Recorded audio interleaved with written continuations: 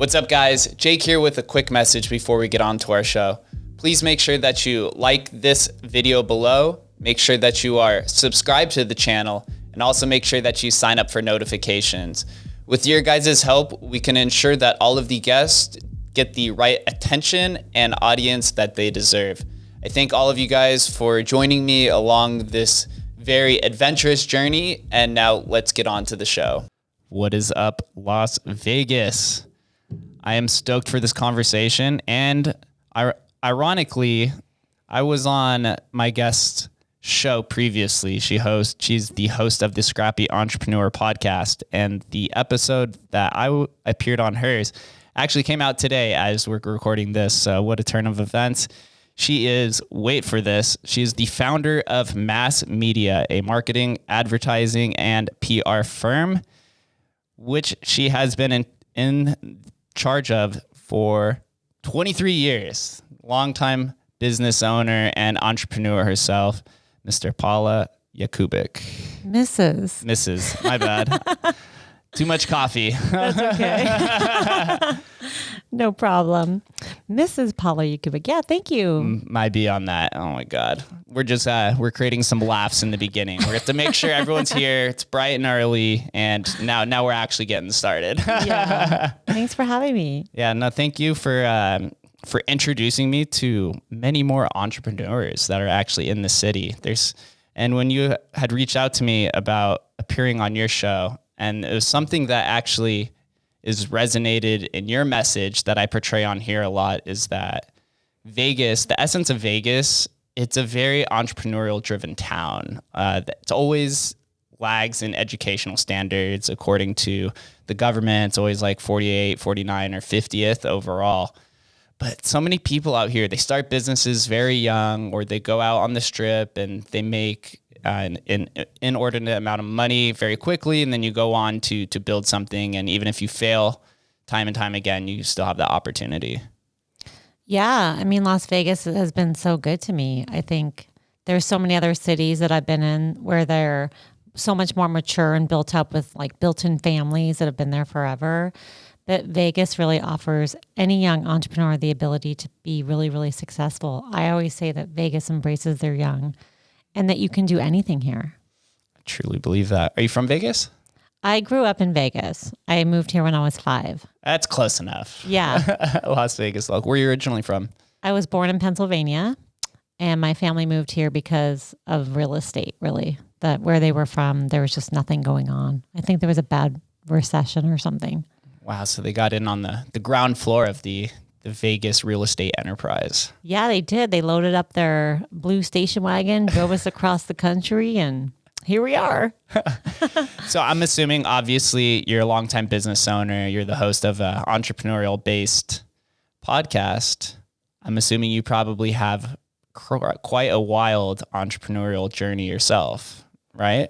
Yeah, definitely wild. It's been, it's been a long, long road, I guess. What was your first adventure into starting something of your own? Well, when I was a young girl, 5 years old, living on the farm in Pennsylvania, I used to gather up leaves and sell them door to door. So that was my first venture into entrepreneurism. And that is really the truth. Like leaves that just fell from a tree, orange, yellow, green? Yep, beautiful big leaves. I took them door to door and people bought them. And it's so funny because I was telling my kids this story because there was in my neighborhood this weekend in Summerlin, a bunch of kids had put out a table and they were selling, I thought they were selling rocks, but they were actually selling pictures. And they were selling them. And my kids were like, those kids are what are they doing? And I go, they're being entrepreneurs. Mm-hmm. And the word was that Alex Tuck, the hockey player, showed up and bought something from these kids. Yeah, isn't that cute? It's amazing. It gives you inspiration and drive to pursue something because, when you're younger, you're selling something like leaves or rocks that maybe the buyer isn't going to really use. But when you see them doing that, you want to buy it because you know that it's going to be very encouraging. And even a small amount of money of $1 to somebody who's 5 or 10 is extreme amount that they'll never be able to make. Right. And that's what I think was happening with the leaves. So I sold the leaves. People bought them, and I thought, this is so great. And then, Did you have a message pitch? No, I just remember having this wire box that I filled all the leaves in, and my one neighbor wanted 2, and I was like, it's a limit of 1. See, you're already a driven saleswoman at that point. Yeah. You knew that you had to put your foot in the ground. Yep, at 5. So that was a lot of fun. And then from there, I had a paper route when I was, I think like 12 or 13. Me and my dad would get up and at like 3 a.m. or something, I used to deliver the Henderson Home News. I don't even think it's around anymore, but I'd get up at 3 a.m. and he would drive, and I would we'd fold all the newspapers, and then I'd throw them when he said hit, and we'd hit. And I don't even know, I was probably 12 or 13 years old when that was happening. I was just so driven to make money. It's so funny. I actually, at a young age, was helping my friend's father do the paper route as well. This was back in, this had to be elementary school. Yeah, we'd help him. We'd start at like midnight, and you'd bag the papers into a plastic bag, and then you'd stack them into the back. He had a van. We wouldn't go out there with him, but it taught me organizational skills and kind of how to run a system, or I guess create systems, because that's kind of the main spirit of being an entrepreneur, is that you have to be able to create a system in order to make it effective. Yeah.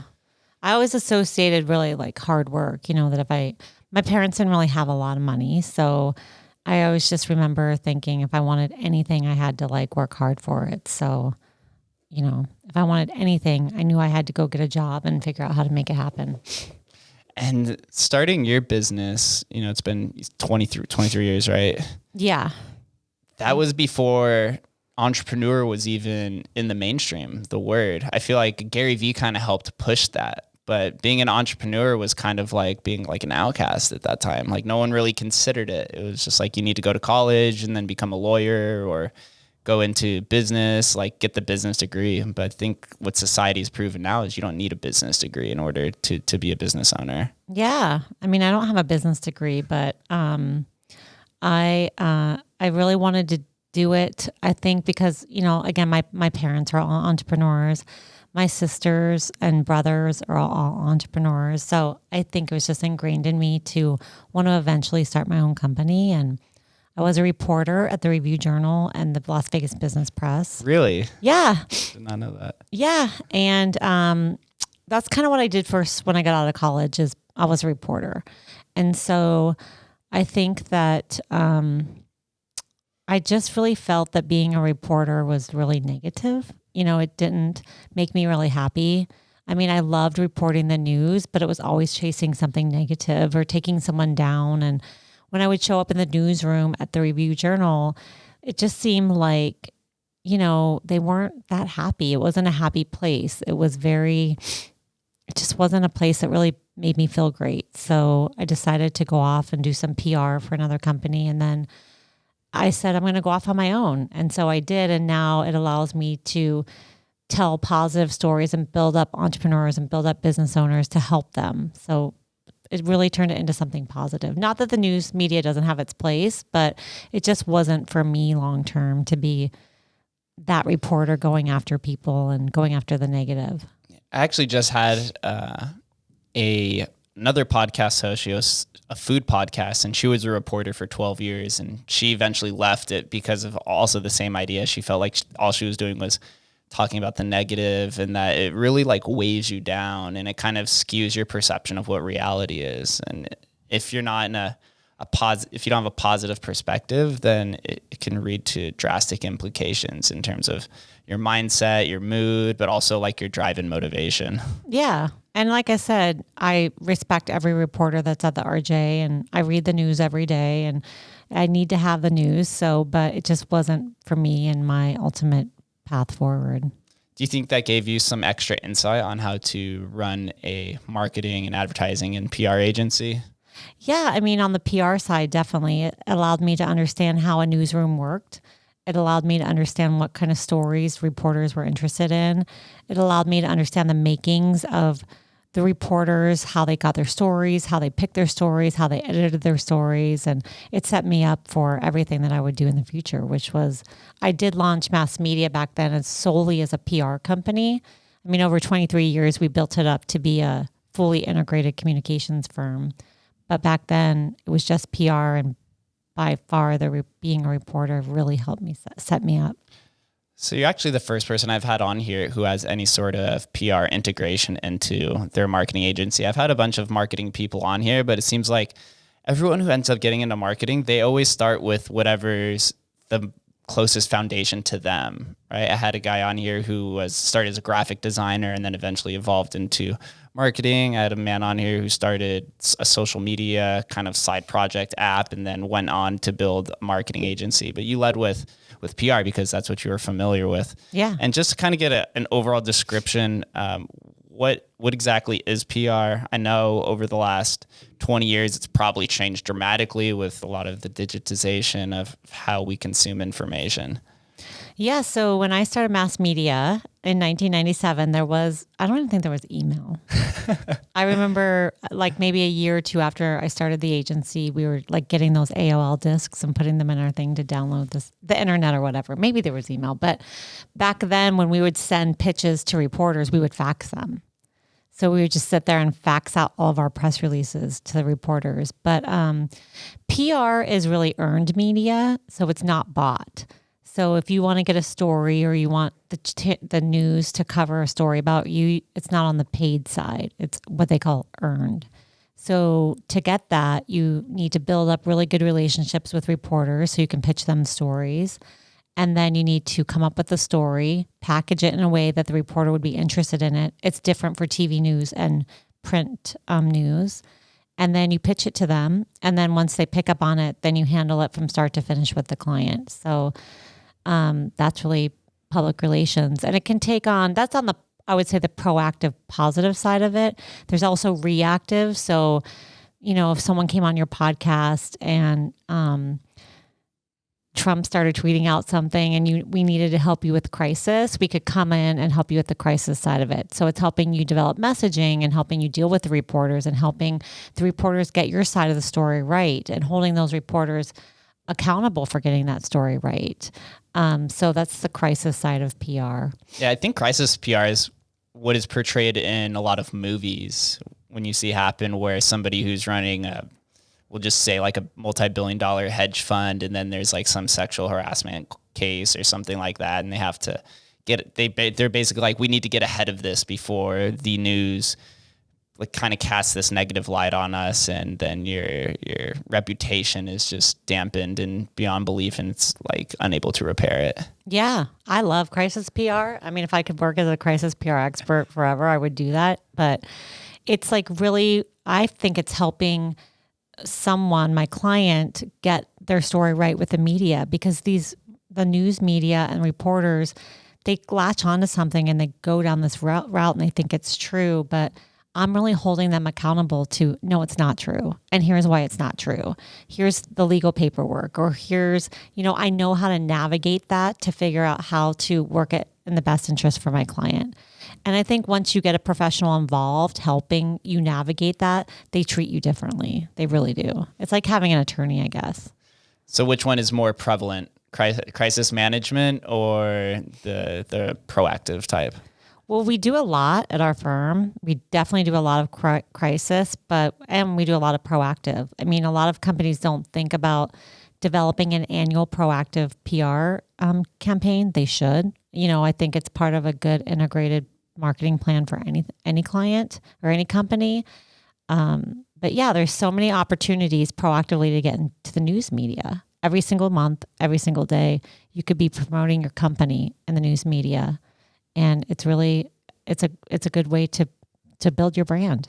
And when you're proactive towards a media company, do you just send them something of like a press kit?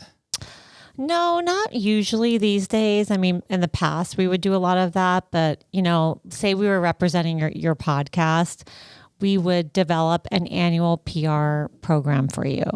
So that might mean in January, we're pitching you for the Las Vegas Business Press Top 40 Under 40. And then in February, we're pitching you for Vegas Magazine's most notable new up-and-coming talent. In March, we might be pitching an overall story about podcasts growth in Las Vegas and then have you featured in it. So a proactive campaign is something every single month, pitching you at some point. So we pull all the editorial calendars to see what's going on and where you'd fit. And then we build in other things. Our relationships with the reporters help. We're talking to the publishers of the Review Journal or the general managers of the TV news stations to find out where you would fit and what stories we could fit you in on.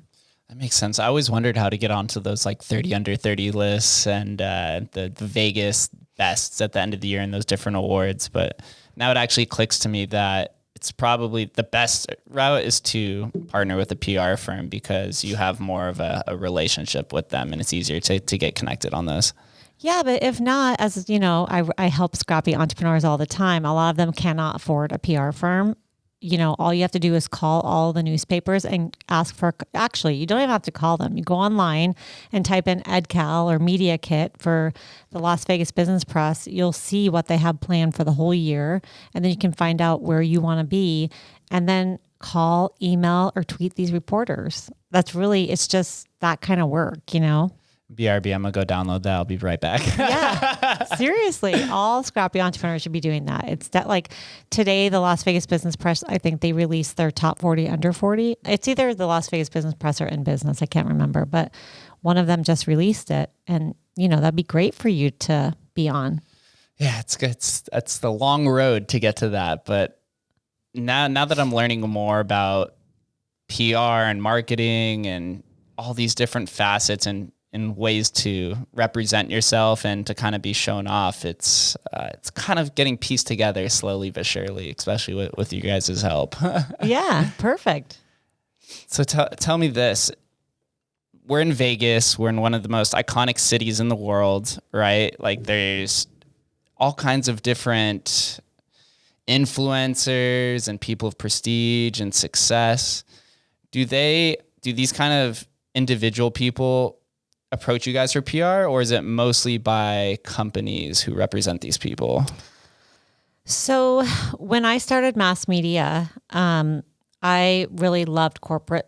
I loved corporate work, like working with real estate companies, healthcare companies, where a lot of people around me, they were representing the casinos, the entertainers, that side of Vegas.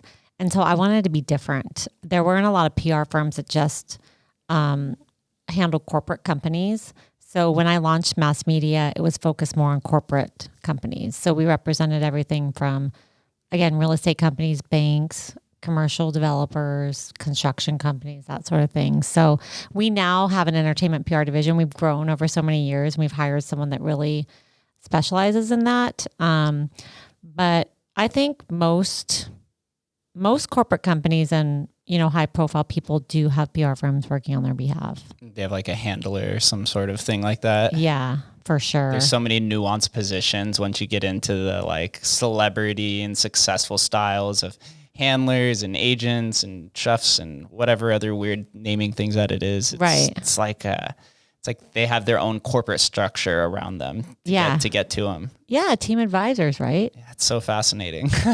Yeah, I think it's something to work towards. Again, as a scrappy entrepreneur, you might not be able to hire people for that, but eventually I think the goal should be to hire specialists that specialize in those sort of things so that you can focus on what you do best. Building around you is so hard, especially when you start something from the ground up. And you just become it becomes habitual to go through the different processes to either a podcast or starting a business. Like it's so ingrained into you. But then once you realize that you've attained a certain status that you have to start delegating these tasks away, it's almost like you're losing a piece of yourself because it's so it's hard. So did you have these sorts of feelings when you'd first started MassMedia, or did you start with like a pretty solid foundation around you? I thought the exact opposite. Really? See? Yeah. I just think as fast as you can, you should move off things that you are not is not your gift. Your gift to this world might be the interviewing process, interviewing people. And the more time you spend in editing or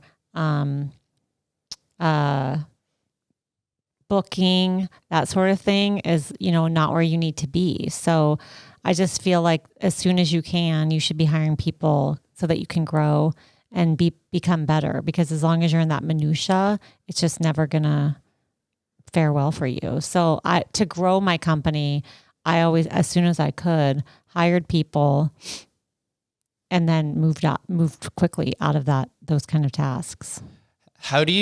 So here's a question then. Let's say you're growing pretty fast, you're gaining prestige or awareness or engagement around whatever you're doing, but you don't necessarily have the capital to start delegating these tasks. How do you go about growing? Is there any other path to delegation outside of capital investment? Yes, absolutely. So the first thing I think that any entrepreneur or company person needs to do is really have goals. Like really take time. It's the end of the year right now. Take a step back to say, what are my goals next year for my company? So, if you're not doing that, then you're just kind of taking wherever it flows, rather than making an intentional, I'm going to get 100,000 listeners next year. I'm going to start selling my podcast. I'm going to, whatever those goals are. And then if one of your goals is, I want to hire an assistant or a producer to do all of that work, what is that person going to do? And then how much do I need to earn to do that? So, a producer could be an intern from UNLV. A producer could be an intern from Clark County Community College. And you could trade services with someone. There's a lot of people out there looking for work. So it could be, like I said, an intern. It could be trade. It could be, asking someone just to help you out with the thought that maybe that you'll, if they book certain people, that you'll give them a stipend or something like that. But there's a lot of different ways I think that you can hit that, rather than just saying, oh, I don't have the money to hire that person. If that's your goal, you'll find a way. Yeah, I think that's one of the big mental barriers we put up that prevents us from even starting anything. Is like, you're just like, oh man, I don't have $20,000 or even $5,000 or whatever it is. So you're like, I'm not even going to bother doing it. Right. But as a scrappy entrepreneur, you find out that these mental barriers we put up, there's always ways around it, whether you want to go over it, around it, under it, fly over it, through it. Like there's so many different ways. It's just about like staying committed to the cause. 100%. So, one of my goals this year was I really want to take a private jet somewhere. So the first thing I did was like, I had to figure out how much it's going to cost. So say it costs $20,000. I'm like, okay, I need $20,000. Where am I going to get $20,000? And then my mind starts going to places on how I can figure out how I'm going to get an extra $20,000 to take this private jet somewhere. So no matter what your goal is, like I said, once you put it out there and you look at it every single week or even every single day, you're going to start focusing on that, moving towards that and working towards that. And you'll find a way. You really will. So what were your first few goals when you ventured out to start MassMedia? So I've always been a goal setter. So even when I was by myself, before I had anyone at MassMedia, I sat down with a notebook and said, my very first goal was, I looked at the Las Vegas Business Press and they used to put out this thing called the Book of Lists. Have you ever seen those? What is that? The Book of Lists was, I don't even know if they do it anymore, but it was a list of the top companies in Las Vegas. So the top architectural firms, the top commercial developers, the top construction companies. And I would go to that book of lists and I'd see the top PR firms and the top advertising firms. And I went all the way down to the end and I saw they put how much their billings were for the year. And at the very, very bottom, say number 20, their top billings were, say, $300,000 a year. And I was like, man, I only need to make $100,000 a year and I'll be happy. So that's what I'm going to try for. So my first goal that first year was to make 6 figures, and I did it. Congrats. Yeah, 25 years old, figured it out. I like it. I like your approach because a lot of people who tend to be goal focused or goal oriented, they always say shoot for the stars, right? They're like, even though $1 million probably isn't attainable, you should make that your goal. And sometimes that works for people. Sometimes it causes a lot of crippling anxiety because you're like, oh my God, I didn't get there. That's like when I started this podcast, I'm like, I want 1 million downloads. It's not going to happen. But even when you fall short of that, you're just like, no. Yeah. Well, I mean, I will say that the goals that MassMedia puts out, now we have a huge process for setting our goals every year. And we put our goals down. We have before the year ends, we have a big planning session where we all come together. We talk about what we need to do, come up with these goals. And then every single month we meet to review what the goals were, where we're tracking and where we're falling short and what we need to do to make sure that it happens. And there is not a goal in 25 years that we have not met. And we have thrown out goals like we want to make $1 million in profit this year. And somehow it happens. We definitely are working our butts off, but it's like, we're like, okay, what do we need to do to make $1 million? Okay, how much in billings do we need a month to make that happen? Okay, and then we just track it every single month. We have a meeting called Vital Factors. We have a scorecard, and we track it. So we see what's happening, what we're bringing in, what we're not bringing in. And when we shoot for the stars and we focus on it and you put your energy there, you will meet it. Sounds like you've built quite a company culture over the years. If you're able to attain these goals by just speaking it into existence, it's much easier said than actually done.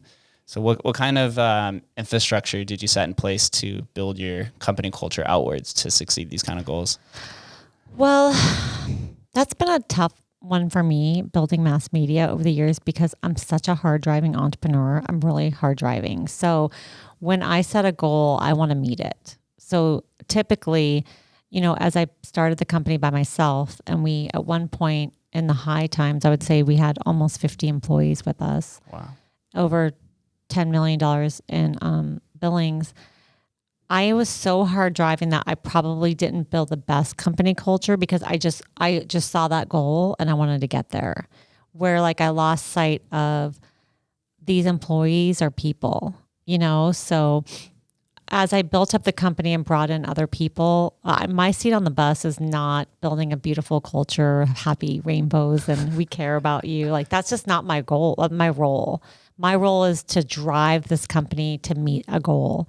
And so I had to bring in managers that could do that for me, that could do reviews and listen to the employees and build them and grow them, because I was focused on the clients and the goal and what I needed to do. And there is this whole side of culture as you build your company, culture and people stuff that is so important that I'm not the best at. I'll just openly admit that right now. Sounds like you were going from MassMedia to micromanagement a little bit. Yeah, it's so important.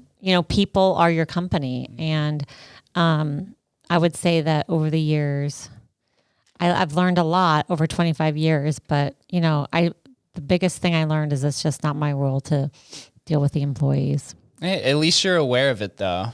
Steve Jobs was very aware of this too. He was a very staunch CEO and founder, where a lot of people didn't like the way that he treated employees, but he always believed that he had to hire smarter people around him. He's like, I want to be the dumbest person in the room because these people who are around me are going to help build the culture and the company as well. So it sounds like, you did something similar. You're like, this isn't my expertise, but I'm going to hire the right people around me to build this out. Yeah, most definitely. So that was the hardest part, most definitely. Scaling it? Well, building the people part of the business, not the clients for me, but the employees. Just, everybody, they all bring different feelings to the company of what the company should be doing and what they should be doing. And it's difficult. It just gives me hives even talking about it. Which part, you've been down this road a few times, which part of building a business do you enjoy more, the startup process or the scaling and management process? Well, I started this podcast, my Scrappy Entrepreneur podcast, and I started doing a lot of it just myself, not the team. And then I love having this big team to where I don't have to do all the minutia side of it. So I love when you have a big team around you and you can just get that team, kicking and doing it all and getting it all done. So I definitely don't love the startup, I would say. I love when it's going. I think we're the opposite, but maybe I just haven't reached that part of my life yet to experience that, to understand. Yeah, you will one day. You'll have 15 people around you and you're like, You're like, Paula was right. Yeah. She knows the best. Yeah. All right. I'm really interested about mass media because it's marketing, advertising, and PR. I feel like there's hundreds of these kind of firms and agencies around. What do you guys do different that sets you apart from the rest of the differing firms and agencies? So I would say that, in speaking about my local competition, I really feel like mass media is really hyper focused on results. So where another agency might, say, hey, yeah, Jake, we'll market your podcast. Give us $100,000 and we'll run all this advertising. We as an agency really try to find a way to understand and help you focus on attainable goals. It goes back to that thing that I just talked to you about, is what's your goal and why? So is your goal downloads, or is your goal, to make money off sponsorships? Or is your goal both of those? So it's really first understanding what the goals are and then developing a plan to help you hit those goals. And sometimes it's just PR. Sometimes it's PR, digital marketing, and outdoor billboards. Sometimes it's TV, radio, and digital. So we really take a 360 approach to building what will move the needle to help you reach that certain goal. So for some of our clients, it might be, we need 32,000 more patients this year. So we figure out, what every patient means to you, and we build a budget and an advertising program around that. And then we will not relent. Just like we reach our goals, we will put together a systematic approach to help you reach your goals as our clients. So I don't know. I don't know if other agencies focus like that or not, but that's really why I think we've been so successful for so long. Do you have any examples that you can publicly talk about of campaigns that you've worked with? Any, I guess most of the time it's corporations or organizations, of like specific campaigns that you've done in the city? Yeah, so I'm most proud of, we represented healthcare partners here in Las Vegas. And when we first started working with them, they were going after senior Medicare patients. And when they first came to us, they said, we get about 1,500 patients a year, but every patient to us means about 12,000 a year. So we built a program, and I think the first year we brought them almost 8,000 new patients. So that meant millions and millions and millions of dollars to them. And then we ended up representing them for the next 15 years. They just sold to Intermountain Healthcare, and we're no longer really representing them, but I'm so proud that I was able to build that brand up. I'm actually really sad that they changed the name. Aww. I know, it was like building up my baby, but that was really great because they gave us a goal and we were able to hit it. Other companies might be, we represent a local utility here in town and there's really no goals. It's just more awareness. So we kind of put out advertising about, I think it's like 1-800 call before you dig or something like that. But I love goal-driven campaigns where someone comes to me and says, I need 15 new clients. I need 100 new patients. I need, and then for us to find a way to get you there. That's really great. Your organizational mental capacity it's amazing to see it in action. And also when I was on your show, you had like, everything was just like, it was very pristine. Everything was written out. Like you knew you had to do this question, lead. It's interesting to see how you think and project that as well. Oh, yeah. I mean, I think that over the years, I've just learned to be very proactive and very organized, ready for anything. And I think I'm better prepared when I can prepare. So like I've learned that in dealing with clients and like people who come on my show as a guest, I want to make sure that I'm not going to talk about stuff that they don't want to talk about. It's not like a hard edge news show where I'm going to get them, So I think I just learned that if I do a pre-call with them, then I can figure out and pull out stuff. And then if I come up with an outline, it helps me really, keep everything on point. And then, I mean, I have a process written for everything of my show. And then, so I hired my first podcast producer, and he knows this is how I like to do it. So typically he handles 90% of my pre-calls unless I bring a guest that I want to run it through the process. But I send him people that I want on the show. I'm like, hey, I want this. Can you try to go get Jane Smith? And he'll reach out to Jane Smith. He'll do the pre-call. He'll develop a call sheet. And then usually I only have to jump on when I'm ready for the interview. And then I review everything. But it just helps. Again, if I'm in that minutia, then I'm not my best at the interview, which is what I love to do. System is really what builds productivity and optimization and proficiency. You have to set that in place. Sometimes it's hard to figure out what the system is, but over time it becomes easier to understand the way that you think and what you need to do in order to get success. I found that in multiple things that I've done, and even just simple tasks of just like waking up and what's your system for getting ready for the day. Like, it doesn't have to be just the business system. There's also so many other systems that you set in place. Yeah, my kids hate me because of that. I have lots of systems. But it's true. I mean, I'm thinking like, I've read a lot of books and I follow a lot of people who do systems. And like Michael Gerber, I just had on my show, he wrote the E-Myth. And then I followed a system called MAP, which is, Management Action Programs, I think.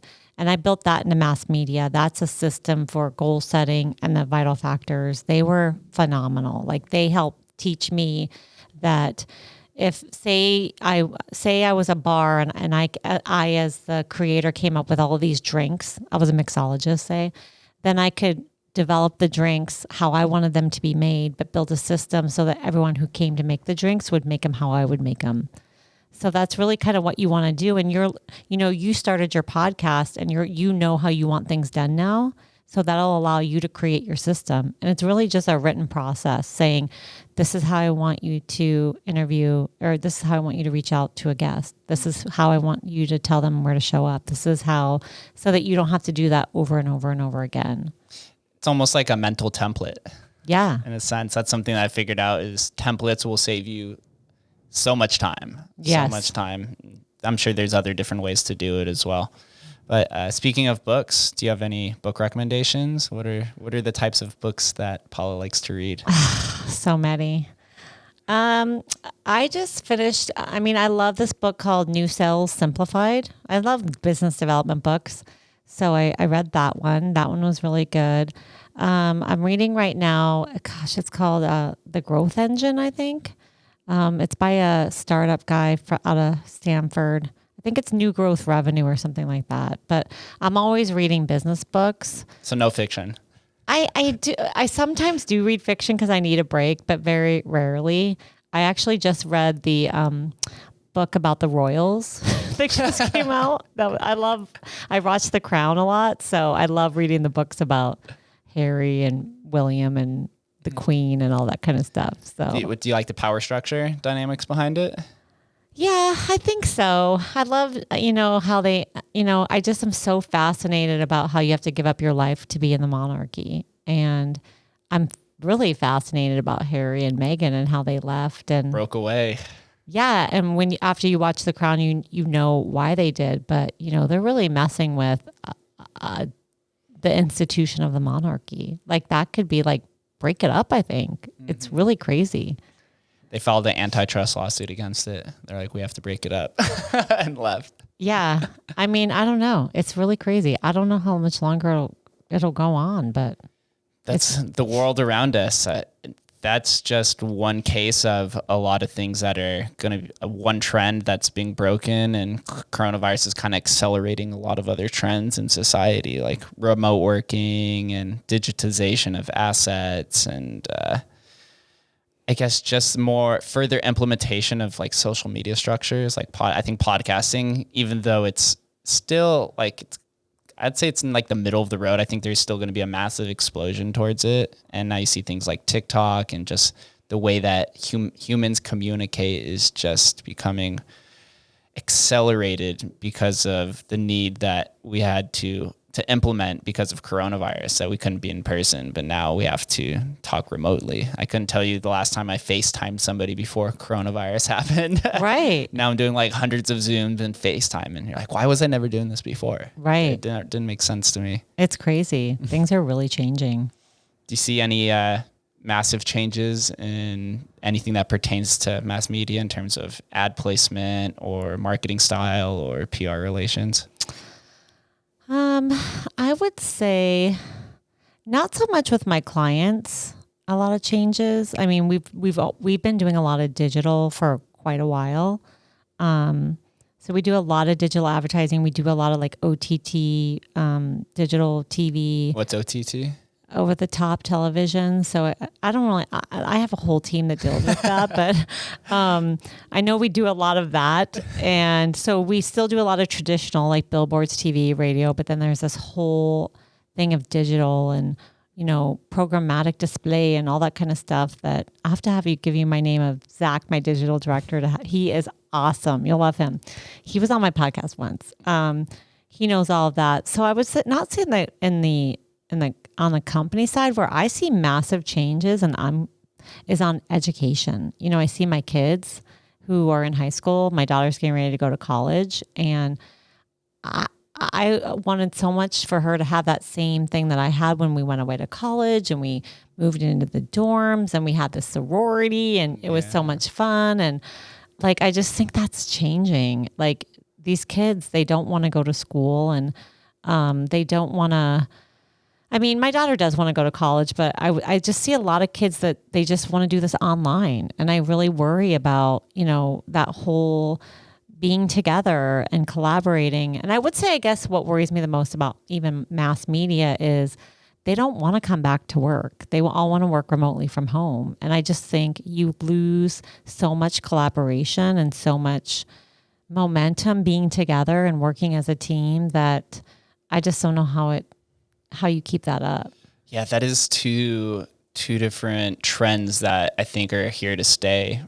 First, remote working, it kind of cuts out, it saves a lot of money on both ends. On the employee, they don't have to spend money on gas, they save time, they don't have to commute to work. But also on the employer, because then you don't have to spend as much on commercial real estate or the food for the office or some of these other things that pertain to having a physical business.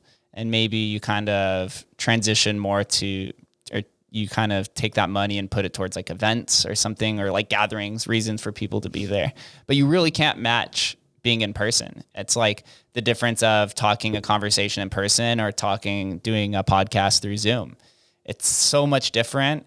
Technology, I don't think is really caught up either because of the lag. So that it really makes it awkward. You can't really cut off people as much. You can't read their body language. It's tough to really know about that. And also with school, I literally have said this multiple times, the same thing as you, is without campus life, what's the point of college? There's no point. You can, all these classes of all these professors who teach, you can learn most of that online for free if you look hard enough. So it's like, why pay $50,000 to go take online courses at USC when you can learn the majority of it on YouTube? Right. Absolutely. I mean, I agree with you. I mean, we are saving a ton of money as a company for real estate and food and electricity because no one's at the office anymore. But I'd give all that up and spend double to have the team back together, working together, pushing forward. And it's just sad. It's like, and I'm the oldest one there, so I probably feel differently than everybody else, you know? But that's just me personally. That's my own personal opinion is I'd rather be with a company that, you know, hopefully when this is over, everyone can get back to work and keep pushing forward. And with the schooling, I don't know what's going to happen because so much of my college and what I learned was, you know, being on campus and talking with my professors and traveling around the world with my college and, you know, having those friendships and learning how to be away from home and, you know, all that kind of stuff. So college really teaches you to figure out who you are. I feel like if you take that social experience away, you're just, all you're focused on is a screen of biology. Let's say you're a biology professor. You don't like, what if you decide that you don't like biology? Like being around people, being in a fraternity and you're in sorority, you know that like you experience other friends' experiences as well. And you're like, oh, that actually interests me. Like maybe that's the route that I want to go. Or you go out and have these like really intimate conversations with people that really shapes you, who you are. And you get to practice a lot of, I like to call it college of fake reality. You get to practice a lot of things on there in these on-campus organizations that you can later implement into real life without having, I guess, fair amount of consequences in terms of like capital loss or reputation or things like that. Yeah. I mean, this is probably going to be controversial, but what's happening here with Clark County School District makes me want to cry for these kids and these families. I mean, I understand that there's a spectrum when it comes to Corona, and some people are so afraid and do not want to leave the house, and I respect that. But then there's other people who do, and these kids want to go to school and they want to learn, and their parents want them to go to school and learn. So why can't Clark County divvy up the teachers who don't want to come in because they're afraid, let them stay at home and teach the kids who want to stay at home? But why can't we bring back the teachers that do want to come back and the kids that do want to come back and let them be in school? Because these kids are they're not going to learn really good like these online. And their social skills, and they're so, my kids, they need to be at school, and thank God I have them in a private school and they're going to school, but not a lot of people have that here in Clark County. So sad. And when you think about the younger generation as well, like let's say they're a fifth grader, right? They're probably 9 years old or something like that. It's taking an entire year off of school is 10% of their life. So that feels much longer than, people who are in their 30s or 40s or 50s, where it's 1 or 2% of your life. So it feels much longer. And so it's easier to fall out of those habits of being a social person and then kind of fall into that like mental exhaustion and suicidal tendencies. And unfortunately, we've seen a lot of the suicide rate has shot up dramatically. It's like up like 200 or 300%. And there was something that happened in Clark County recently too, as well. So you can see that no kid should ever even consider suicide or mental depression at such a young age like that. And it's really starting to have long lasting effects on these kids. It's really worrying. Yeah. And we need leadership. We need someone to write out a goal. And that goal might be, let's get the kids back in the classroom who want to be there. And then let's figure out a way to do it. But everyone throws up all these barriers and all these reasons why we can't. But how can we? Like, how can we get there for the kids and the teachers and the parents who want to be there? I think that kind of speaks to your idea as well. Like a lot of the Clark County school department or the executives, or I forget whatever the name is, they're not in a room together either. So it's tough to really compel all of these ideas together and kind of fine tune everything. It's much tougher across a screen. Whereas like if you're together, or like when you're in a business office, I'm sure over your 23 years at MassMedia, I'm sure a lot of the best ideas or business pivots were like when you're in a room together and somebody just had like a spur of the moment idea and they're like, This is exactly what we have to do to take the company in the right direction. 100%. 100%. That's everything. It's coming together to collaborate to figure out how are we going to reach this objective and how are we going to jump over these barriers. And with Clark County, I think, there's a lot of other things that come into it, like the unions, and I don't know all of that. All I know is that if I was running the school district, I'd find a way. I'd find a way to bring back the kids and the teachers who want to come back and let the ones who don't stay at home. It's always the political structure to everything. Yeah. It's so annoying. I literally had this conversation the other day with somebody of how the politicizing of all different industries and educational disciplines, it's found its way. It's trickled through everything. Before, politics kind of was in its own field, and then you'd kind of have the business or corporate political structure. But now it's even like friend groups and, the education system. It's like everything has like a political structure to it now, and it shouldn't be like that. Some things should just be as is. It doesn't need to be a social hierarchy to a degree. Yeah, I agree with you. I'm seeing a lot of everywhere I turn, everything's politics. Even with my daughter who's in high school, she's somehow becoming a socialist. We have massive fights with her every night at the dinner table. It's created quite the fight. But she, the young people, they are driven by social media and what all their friends want, and they don't want to work. They don't want to. There's certain things that they don't want, and I think I don't know. I worry about the future of our world. Yeah, I didn't even consider politics until I was even graduated from college. Like, right. I know I took government in high school, but I don't even remember like anything about it or even caring, to say the least. I have one of my friends that lives in this building she's a high school government teacher, and she said like there's like a huge severed tie in the class between socialism and capitalism and Trump and Biden, and how they're always constantly arguing and very passionate. I was like, the kids? The kids. Yeah. The seniors. Oh yeah. My daughter is into every, like she's out activating Black Lives Matter, and she cares about all of that stuff, and she's very involved in it. I don't know where she gets educated on it, but it must be in school. It's literally all over social media as well. It's tough to kind of break away from politics. I know it's important to our society, but in terms of like your personal development, it can really put a halt and a damper to where you may progress to if you're kind of stuck in these specific ideals. It makes you very close-minded to everything else that kind of can be a massive opportunity out in the real world. I agree with you. Like, I try to tell my daughter, and she doesn't listen to me because I'm her mom, is that, I just love people, and you have to like move past those labels, because someone might be that because of a certain, how they grew up or what they went through, or, it's just hard to judge by labels. And so many people hate people because they're the other side. So they immediately, if they're like, oh, you're a Republican, then they immediately judge you.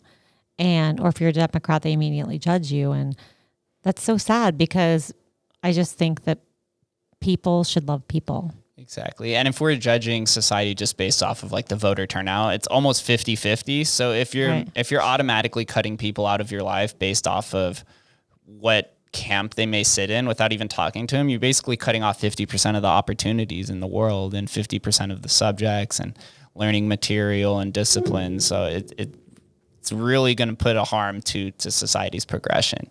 If we just have 330 million political commentators, I don't think anything's going to get done. Right. I was telling someone, I go, what if we just like divided the United States in half, and the Republicans went to one side and the Democrats went to the other, and then we split off into two separate like governments, or So this is happening on social media. Have you ever heard of Parler? Oh yeah, I've heard of Parler. So Parler, it's basically like a free speech social media platform. It's kind of like the opposite of Twitter. And now it's mostly Republicans because of how much they get censored on Twitter and Facebook and some of these social media platforms. So what's happening now is, I feel like this is a trend that's going to keep accelerating, is the conservative parties are just going to become echo chambers on these different social media platforms, and everything's going to kind of become further divided. And it's almost representative of dividing the country in half, because how much time do we actually spend in the digital world? I'm actually afraid to say this, but today's Monday. Yesterday, I got my screen time report, and it said I was on there for like 7 hours on the phone. And I was like, that's like almost half of my day. Right. So it's like we're almost living in the digital world more than we are in the real world. Right. Yeah. And I just think it goes back to, again, an ideology. Like, if you're a Democrat, then you grew up a certain way, or you want to do something, or you have certain beliefs. And if you're a Republican, you have certain beliefs on that too. So, and they're both founded, they're both okay. Mm-hmm. But it's when we create hate because of the way someone feels, it's just not right to me.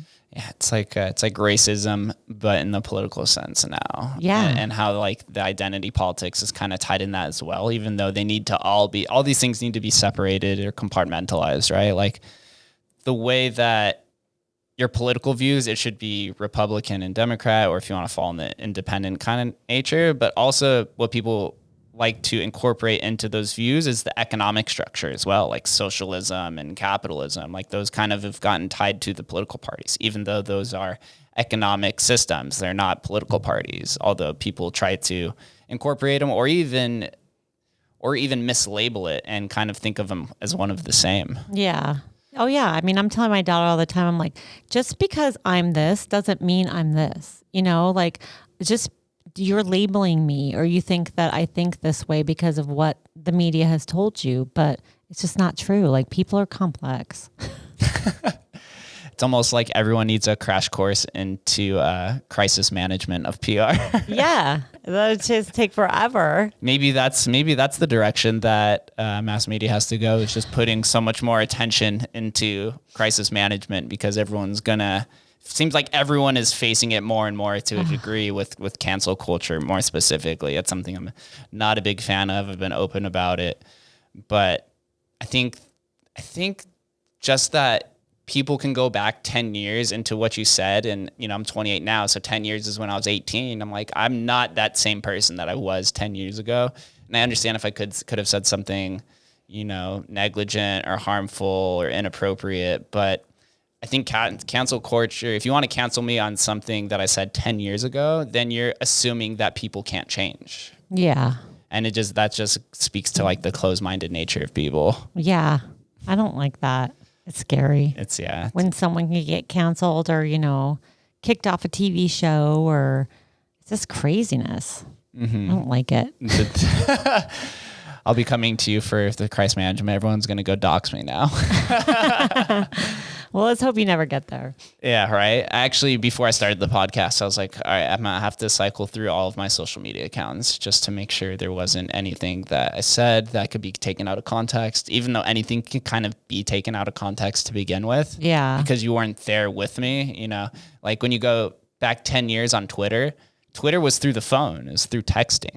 Right. It's like you literally send something through text message. So people don't understand that. It's like, what you're tweeting is literally what you're seeing in front of you to a phone. So and you knew nobody was going to respond to it either. So right. It's the way that society advances. It's hard to understand, but the context is very, very important to it. Yeah, I hear you. PR, I think, it's going to have more and more importance to it because of how everyone now can be kind of considered an influencer or somebody or prestige. Like you could go back, I don't know, I'm just going to throw a number out there, 40 years ago, right? Like all the people who needed PR it was kind of limited. It was a gated entity, right? It was mostly rock stars like Van Halen or people in the movies and maybe a few politicians. And that was it. There was no other barrier to entry. Now pretty much anybody can make it famous in a few days because of virality. Yeah, I love it. I mean, back when I started MassMedia, there was just, Channel 8, Channel 13, Channel 5, the Review Journal, The Sun. Like now there's so many more. There's influencers, there's social media channels. I mean, I love there's like Newsmax coming out and the Daily Wire and all these new different news sources that are really taking on the general news media. And on Twitter, even, you can follow people and get more information than you used to get just from that mainstream media. So I think it's going to continue to just open up and allow you to have a platform. And I think that's really exciting. It is. Yeah. It's the decentralization of information now, because we're consuming, I forget what the number was. It was like 10 to 20x what society was consuming before the internet, pre-internet. It's only going to accelerate and adapt faster and faster. Yeah. So it's cool. And you're kind of like a news source of your own, right? Just like me, because we're podcasters. So we're reporting. It's a different kind of information and news, but that's kind of like you stemmed off your own branch. You're like, all right, I've done advertising, PR, and marketing for so long now. I'm interested in news, talking with people, sharing information. Yeah, I definitely, after running the agency for over 20 years, decided that I ended up selling 49% of the company. Wow. But my long-term partners have taken over the company, and I took a part-time job at MassMedia, and I'm working on new business for the company. I didn't want to stay in the day-to-day of client work. Mm-hmm. So now I do new business for the company. And then I had all this time sitting there that I was like, what am I going to do now? I kind of was a little losing myself. So I always wanted to help entrepreneurs build their companies and grow their companies. And when I first started MassMedia, I was working with little companies, and it was so fulfilling. And as I grew MassMedia, we started working with these big corporations, like these multinational businesses. And I got away from helping the entrepreneur grow their business. And so I love podcasting. I'm like, I'm going to help entrepreneurs grow their business. So I don't make any money off the podcast. I just do it to help people. And it's just so great to hear from people when they're like, I listened to your podcast and you helped me do this. Or it's so fulfilling to give back. Before we dive more into the podcast, what was the decision making behind stepping away from a company that you've kind of built for so long? Take me through like that process and the reasoning behind it. Well, when I started MassMedia, I was 25, and then I got married at 28, and then I had 2 kids, and I worked my butt off through the whole thing. So I never took a maternity leave. And I missed out on so much of my children. I mean, I worked from 8 to 7 every day pretty much, and was consumed with building and growing the company on the weekends and flying all around the country, landing clients and more. And when my daughter got into high school and I started counting how many more days I had with her, I decided that I wanted to not work so much. So I wanted to spend more time with them because they're going to be gone soon. So last year, I just decided to step back and try to get out of the day-to-day. And it took me about a year to get out of it, to like really set up the structure and make it happen. But, now, I mean, I had nannies do everything for me for a long time, but now I get up and I make my kids breakfast and I talk to them when they get home, and I'm going to take my son to wrestling camp today, and I just get to be with them. So I will say that it's because of my kids that I really, really wanted to make the change. It's very noble. It's understanding. So a lot of parents have that similar process that I see happen more and more again. So you realize time is limited. Yeah. And I think the other thing is I worked so hard. I mean, I made a lot of money and I've invested that money, and now I don't have to work that hard anymore. So I just decided that, I read a book called Authentic Success that talks about this manic society where you get up and you work so hard and you work, and you buy things that you don't need to impress people that you don't like. And I was just like, I have everything I could ever want. And so now I'm going to cut back. And now you get to do what you want. You get to build on the Scrappy Entrepreneur brand. Yeah. And I miss client work and I miss the day-to-day. And even though I try to set goals every year, like fun goals, like, I want to fly on a private jet, or, I want to do this. It's definitely not, I need to like land 15 more clients. And, it's just, I needed a break, really.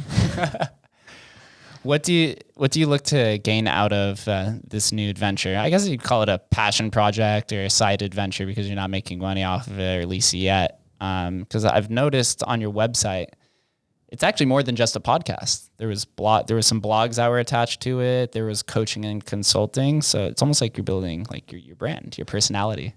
Yeah, I started. I get these bursts of inspiration and purpose to give back to people, meaning like I'll be like, I got to write a blog about this, goal setting, or I got to let people know that they need to focus on who their ideal customer is.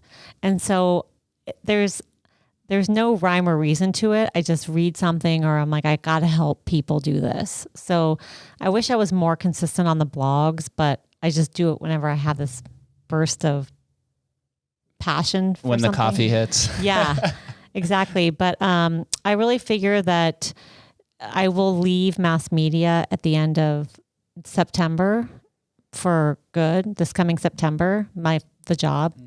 I gave them a year notice last year. And I just want to help, again, people. And I've had so many people reach out to me saying, hey, can you help me do this with my company? Can you help me figure out how to do this? So I added this coaching element to it. So I don't really do a lot of it yet. I hope more to bring that into fruition after next October. Yeah. As you know, things take a while to build. As much as we would like it to, hit 100x in the first few days, it's the ultimate dream and goal, but it does take time. Yeah, I definitely don't want 100x it. If anything, I just want to, I keep pulling myself down to just have fun with it, just have fun with it. And just meeting these entrepreneurs and listening to them and hearing their stories is like amazing. Like I couldn't be happier learning about them. So, I just keep telling myself, like, part of me is like, okay, now I got to figure out how to go make $50,000 a month off this podcast. But I'm like, whoa. What does that come with? That comes with more employees and more work. And yeah, I just don't want that. What goes into the selection process for guests on the show? Well, I typically, read a lot. And so I'll find someone that interests me and then I'll send it to the producer saying, hey, can you go get me this person? I definitely have a dream list. Like I really, really, really, really want on my podcast, Dana White. I haven't been able to get to him. His PR people keep ignoring me. So if anyone out there knows Dana White, send it. So I do have a list of people who I'd love to have and who are my dream. I really love Dana White's story, how that guy is like such a great entrepreneur and hits barriers all the time, but jumps over them. I think he is amazing. And the story of how he built up the UFC and then what he's doing even now when they shut down and he moved to that island. Fight Island, since massively successful. Right. Like they shut down international flights, which essentially shut down these fighters coming over here. And he didn't sit back and say, well, they shut me down, so I guess we'll just sit around. I mean, at this time I see and hear from so many entrepreneurs who have so many excuses of why they can't be successful. And if you look at Dana White, he's like, okay, what do we need to do? Where do I need to go? And he made it happen. And that is amazing to me. He made it safe. He, found the island. He did everything he could to set it up. He was a leader. He got up in front of his company and said, I don't really know what's happening, but this is what we're going to do. And they all rallied behind him. He said, if you want to go home and not work, you can. And nobody did. They all stayed. And that's a leader. A leader is setting up the companies right now to say, what are we going to do here? Are we all going to hide at home or are we going to continue on? And he's continuing on. And so, Dana, if you're out there, I'd love to have you on the podcast. Come on, Dana. Perfect fit. Are all of your guests limited to just Vegas or do you expand beyond that? No, I have a lot of guests. I'd say that's, even 80-20. I'd say only 20% of them are in Las Vegas. But I just try to find entrepreneurs, some big, that run multi-million-dollar companies and some small. Like next week on the podcast, I'm going to interview Tom Golisano. He started Paychex and he built this national great company. And so a big guy like that to, a small little old me, little old you. I mean, I love hearing the small entrepreneur story and the big one. I think that we can all learn from all of it. So. Yeah, it's a different conversation too when you're talking to somebody who's in the beginning to middle of their career. It's more motivational driven and ideological about like how they want to get there and like the things that they've kind of overcome, where it's like somebody who's achieved massive success like Dana White, it's a little bit more of like a reflection on how they got there rather than somebody like me where it's like, this is what I'm going to do to get there. Right. I think, and that's what I hope Scrappy does is motivate entrepreneurs. A lot of people right now are thinking about starting a business. And when I was 25, my mom was actually the one that helped me get into the right mindset because I said to her, I really want to start this company, but I'm really afraid. And she was like, why are you afraid? And I said, well, because what if it doesn't work? And she was like, well, then you can go get a job. I was like, oh, you're right. She's like, yeah, so try it. So I tried it and it was wildly successful. So thank you, Mom. That is amazing. You don't hear it often where somebody who forms their first LLC ends up keeping it for that long and attaining it. Like it's a huge milestone for you. Yeah. It's just never giving up, like, again, believe me, we hit barriers, a lot of them, and we hit so many problems and you just got to believe that you can jump over them and you have to put a path to get over them, really. All right. Before we get out of here, I always ask one question to everyone. Same question. The one parting question is, what does Las Vegas mean to you? Home. Las Vegas is amazing. It's the best town ever. I mean, I've been in a lot of places, and the people, the culture, the restaurants, the everything. It's everyone says to me, how can you live in Las Vegas? I'm like, how can you not? Agreed. You know, it's really, really amazing. And we have such an opportunity here, and Las Vegas could not have been better to me. So it is home, will always be home to me, and I will always have a part of it. Bless life. Yeah. If I wanted to direct all of the listeners and viewers somewhere to learn more about you, where do I send them?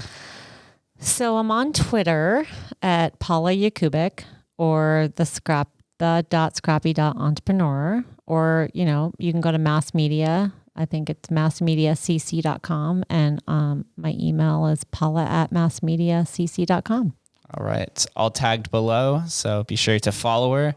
Also, while you're over there, listen to my appearance on the Scrappy Entrepreneur. It's definitely a good one. So, Paula, thank you for coming on. I really enjoy your mindset, your mentality. There's a lot that you said that really resonates with me and sits at home, because it's something, those are like the feelings that I've had for such a long time, and to see somebody farther down their journey accomplish it with the same mindset, it's very exciting for me. Oh, thanks so much. I really enjoyed it. Good luck to you. Thank you. Thank you guys for listening, and we will catch you next time.